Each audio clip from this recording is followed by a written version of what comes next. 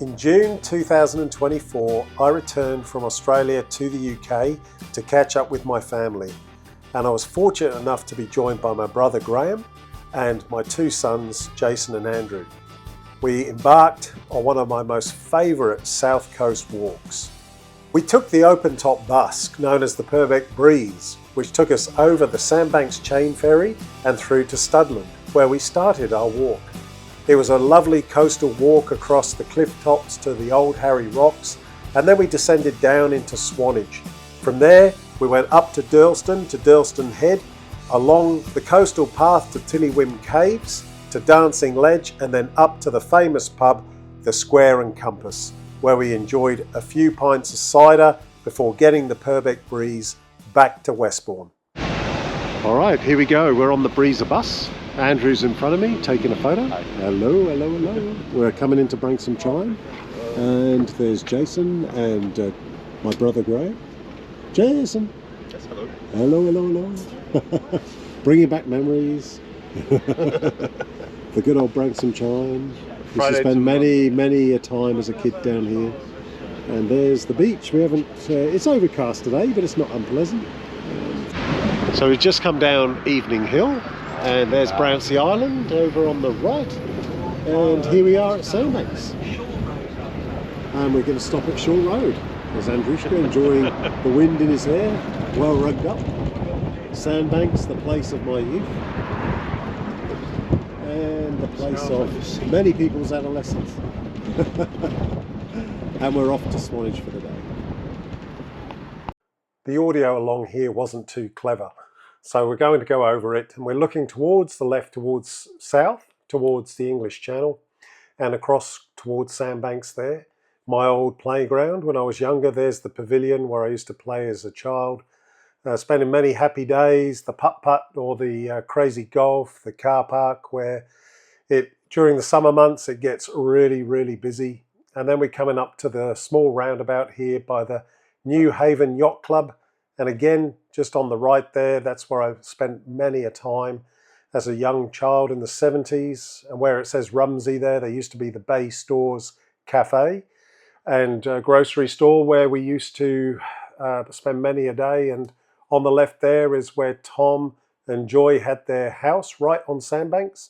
It's now been redeveloped as a block of units, but happy memories, spending many lazy summer days in 1976 and 77 along this stretch of beach, and it just brings back so many happy memories of my childhood.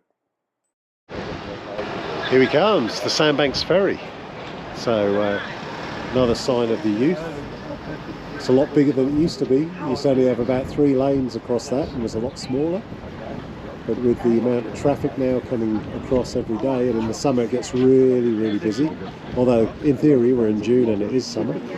But this is the main entry and exit point for the entire harbour here, so the tides do race through here. That's Studland opposite and Old Harry in the distance. So yeah, we're going to go onto that ferry very shortly and then chug across, and then we'll be on our way to Studland and walk up by Old Harry. And just on this side there's a little boat coming in there. Actually, boys, we've been on that boat. It took us across to Brownsea Island one time. From Poole. That's it. You get an idea of the prices. They've gone up a bit since the 70s, of course. But anyway, you've got to factor this in, and the times in the summer. Okay, Sandbanks Ferry. Been a long time. Probably about 6 years since I've been here. And looking out to sea. All the way to Cherbourg in France. That's where the ferries go. Isle of Wight in the background. Hengistbury Head. And the Haven Hotel behind me.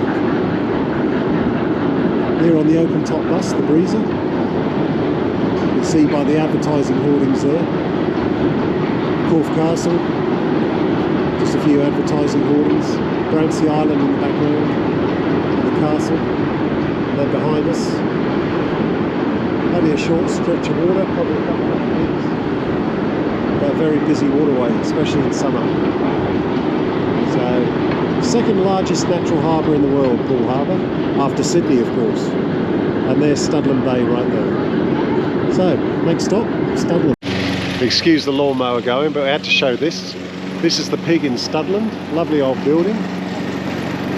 We've got these guys walking here, and there's a lovely conservatory here. And you've got a beautiful view over Old Harry in the background.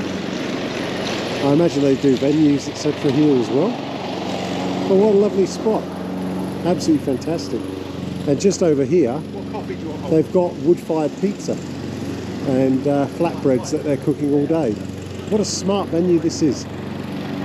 And just, yeah, looking through, you can see the rocks of Old Harry in the distance. What a great view that is. Just to show you about the lawn mowing. Never mind.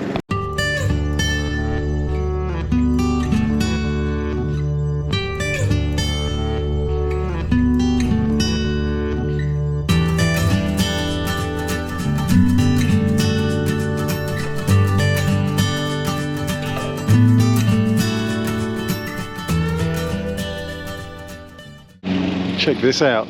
Still got old mate there. There's a boat service running as well. That looks like a bit of fun. And you can see the Isle of Wight in the background. Old Harry Rocks. Studland Bay just down the bottom. Got the lovely smell of this wood-fired oven behind me as I pan around. Looking out in the distance there, Camford Cliffs, Sandbanks and Bournemouth. Over the other side of the bay. This is a real fantastic space. There's old mate there doing his gardening. And just there, you can see the wood-fired oven, and they're doing flatbreads and pizzas, etc. It is, after all, Sunday. Well, they say Sunday, it's actually Tuesday, but they're firing it up today. What a lovely spot this is. Absolutely fantastic. Didn't know it was here, but just down the road we got the Banks Arms as well.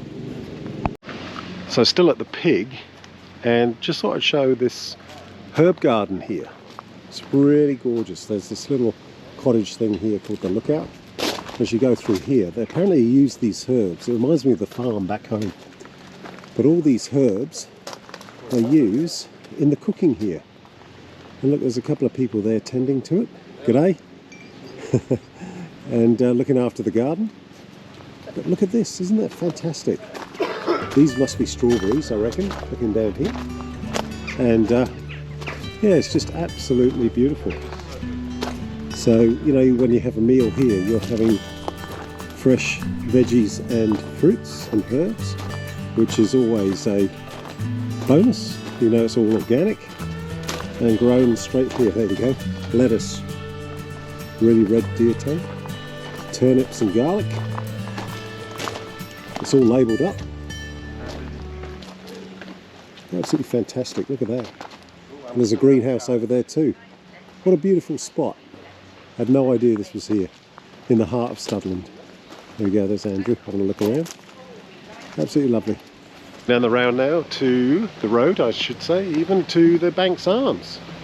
Lovely place. Rachel and I used to enjoy a nice cider in there, with the fire roaring away. And got the car park there. And then lovely brickwork on the outside, pub gardens. And then as you swing around, there's the garden on the other side, and it looks out over Poole Bay. Absolutely beautiful. Look at that. Doesn't get better, eh? And just a lovely spot if you wanted a pub lunch and have a couple of beers in the afternoon. We're heading down, about to take the pathway up to Old Harry Rocks. So we're looking forward to that walk. So here we are at Old Harry. No access, unstable cliffs, sudden drop. Let's go. Let's go. No, we won't go too far. But anyway, it just gives you a bit of an idea. Oh yeah, responsible adult, blah, blah, blah. Anyway, I can't believe Jason actually walked out there years ago. So we're not doing that today. That's going to be... The fact that you keep mentioning it is literally just taunting me. Don't go out there. I'm serious. Jason, don't do it. Jason. Jason. No. I'm serious, don't do it. No. So anyway, that's good. Jason's learned. Unstable, you don't like. There's a little ferry boat. Ferry boat there. Lovely clear water going down there. Beautiful. Actually, it's good. It's good for snorkeling. There we go. Studland Beach in the background. Really good for diving out here. Hence the buoys, and a little pleasure craft out there, which goes from Swanage back to Poole. So yeah, lovely spot. Just on the other side of this is Old Harry, of course. Anyway, we did save Jason from going over the edge. Not having that would be a disaster. And there you go, that gives you an idea of the drop down below. We often get seagulls. There's a natural arch down the bottom. Again, very clear water here. Beautiful spot on the way to Swanage. Just walking around the corner, you might get a bit of wind noise coming through on this one. But again, this is the cliff top walk. There's more pinnacles here. They do have names, I just can't remember them. But yeah, you just walk around from Old Harry and this is what you can see. There's the town of Swanage in the distance. Wind's picking up a little bit. Jason and Andrew on the edge of the pinnacle there. But we're going to be walking to the town from here. Beautiful spot, lovely little beach, clear water. Absolutely lovely. Let's see what else we've got out here. So heading up the path and about to descend into Swanage. I pan round, you can see Swanage in the distance there. There's the pier, the lifeboat station. You can see the town in the distance, that's where we're heading. And we're going to drop down, that'll be about 5 miles, maybe 8 kilometres. And then we'll get a spot of lunch and then see how we feel. This is Poole Bay, Bournemouth. Looking out to Hengistbury Head and Southbourne. This is the escarpment on which we're walking. So down into Swanage now. We've just walked down the hill. There's the famous beach huts in the distance. I'll pan round. And weather's not the best, it's alright, it's just overcast and dull. But you get the idea. It's still early June.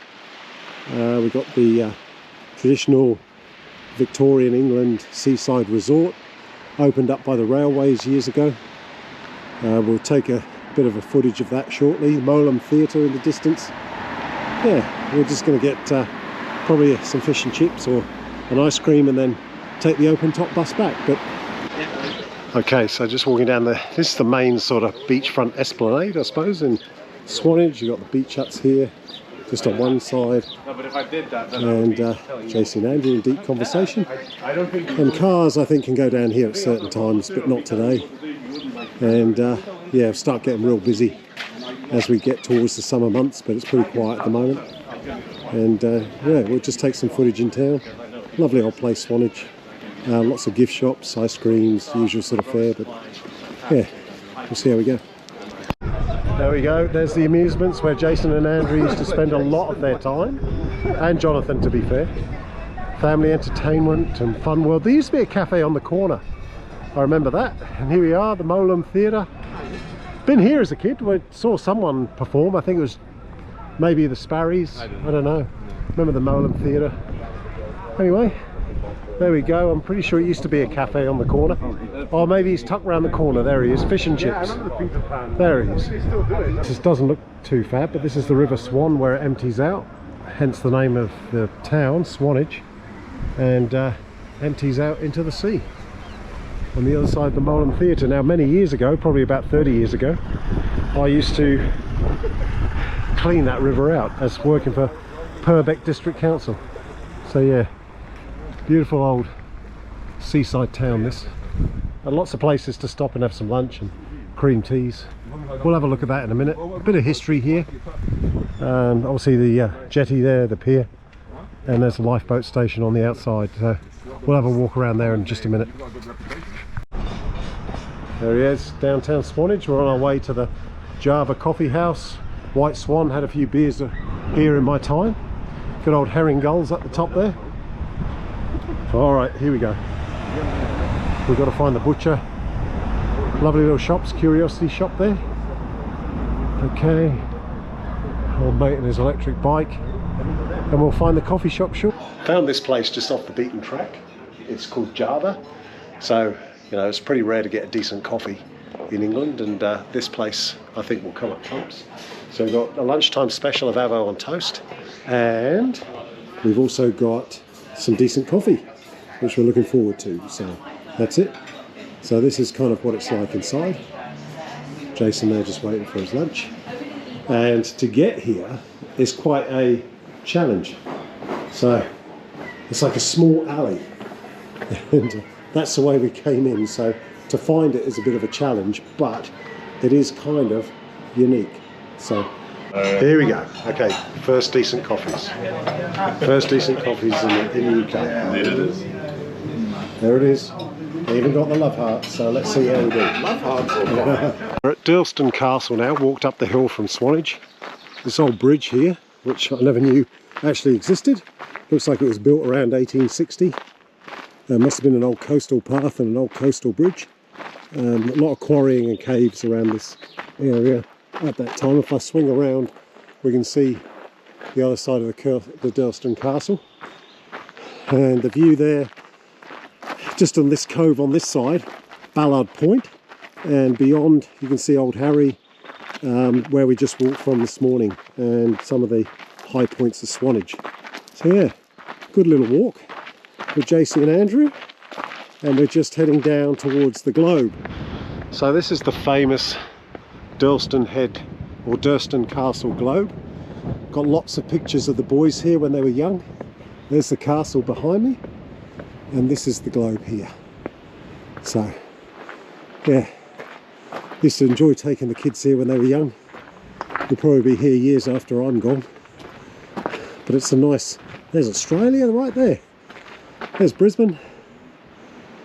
Yeah, anyway, I'm not sure, there's all a bit of a history about it here, but it's a bit of a unique piece that everybody comes to see when they come to Durlston Head.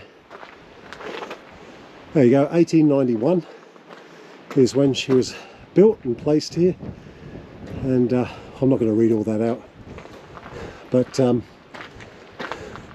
yeah, there is a bit of history behind it. I'll see if I can find a little bit before I film again. But yeah, Aussie to the other side of the world. So the Tillywim Caves, excuse me, 1887. It's all blocked off now because of safety, but excuse me, this is where we used to, they would have quarried this years ago and taken the Purbeck stone. So the boys have had a look down there. There's a little bit of history up here. There's the entrance to the caves, and over here is a bit of history about the place itself. So you can see how they used to quarry it, offload the stone and put it onto the ships and ship it out. So yeah, there you go, and you can see the caves lead down to that ledge. The boats would have come in, and there's a big blackback gull there. Look at that size of that gull. Anyway, they would have loaded the stone onto the boats there and out to sea. Bit of a windy day today. This is all part of the coastal walk. Andrew's on his way, and we've got the lighthouse up above, and yeah, it's quite an interesting, got to be careful on your footing down here as Andrew nearly goes over. And you can see it's quite a steep descent, and then we're going to rise up over the other side. So whilst it's not that far officially, it's a fair old drop down. And this is looking from the other side. Obviously you can see it's been quarried, all part of the Tillywim Caves. And yeah, we're going to head up and out. Bit of a fishing boat out there, heading back after the day's catch, and we're going to head up on the coastal path. Continuing along the coastal path, we come across a couple of moo cows. I guess they're dairy cows, but who knows. I'll just say hello to them. They're used to people, obviously. There's a few around here, some munching on the bushes. We're heading towards a shelf on the rock called Dancing Ledge. So we're going to drop over this next rise here, and then we'll be dropping down. Might be a bit of wind coming through the microphone, but you can see this is Dancing Ledge, a natural rocky outcrop, and you can see they're doing abseiling there and outdoor pursuits. Anyway, I can't understand how the sound's going to be, but this will be our turning point to head up towards Worth Matravers and to the Square and Compass pub. If you look closely, there's a cannon down there that much signifies something, so we'll have a look at that in a minute. And if I'm getting a bit slurry, it's because the wind is blowing like a hoolie. And my lips are getting a little bit frayed. But anyway, I'm still walking on the coastal path, We've got Seacombe in about half a mile, and then we're going to head up to Worth. I must admit the path is getting a bit long now, and looking forward to having a well-deserved pint of cider at the end of this. And my plantar fasciitis in my heel is starting to rub. Well, here we go. This is the turning point. We must be at Seacombe. You can see all the caves. Fair bit of wind still. They would have quarried from these caves years ago and put it up into the boats and taken it, and some going up towards Worth. In the distance there you see some cottages. The boys have pretty much had enough now. So we're going to head up and have a couple of beers at the Square and Compass, and I'll start filming up there. Huzzah, they say, huzzah. It's a good walk. Worth Matravers, everyone. We made it. So, about 20 kilometres walk. JC and Andrew. Yeah, Jason's commentary was, it's starting to get annoying now. There's the pub, Square and Compass. We're heading towards that. Follow this path around. A very nice and welcome cider. And then we'll head for the bus and head home for a nice chicken dinner. There we go. Weather's not overly kind, but it stayed dry, which is good. Okay, finally made it to the Square and Compass. There we go. Been a few years. 6 years, I think, since we've been here. There you go, boys. So cheers. Cheers. 20 k's, not bad. Not good bad. walk. Studland to Worth. Well done. So proud of myself. There we go. The chooks aren't running around, but there you go. We've got these little things here now. Just doing a little bit of repair work in the pub. Nice spot. Nice spot to end the day. Okay, here we go. We managed to get on the front of the open top bus, which is a great vantage point. And they're out sailing here in Swanage. And just go through there. Jason's trying to get out of the way. But anyway, we just walked 22 kilometres and a couple of ciders, hairy spiders, in the Square and Compass. And now we're heading home for some dinner and some more beers. So this is good fun. And yeah, so big day out. We walked down here earlier, and it's just a nice relaxing time at the front of the bus. The open top bus, I might add. So just going through Studland, the village of Studland. Just thought we'd capture this. A lot of memories of my youth. And now my boys will have lots of memories as well. It is where we got off, and this guy's just going to stop the bus. So here we go. We took this earlier on. So we're coming to the Haven Hotel from the other side. There's the castle from Brownsea Island, just over on the left, where, yes, I did write my books. And I may be inspired to continue to write my books, we'll see. And the chain ferry is luckily coming straight back. And I think I can see the RNLI in the distance. You see that, boys? I think that's the lifeboat, the fast lifeboat on the right. Yeah, there it goes. It's either that or it's the Fireys, I can't tell. I think it's the RNLI though. So that's the fast boat, the Rib. It's probably going out. And we have the ferry. Just over on the left there is where John Lennon bought a famous home for his Aunt Mimi, I think it was. And that's one of those houses there on the left-hand side. So that's how Sandbanks was famous in the early stages. And the Haven Hotel is where Christine and Simon got married many, many years ago in the 1970s, when I was just a small lad. Anyway, here's the ferry, and we look forward to getting over the other side and getting back to Bournemouth.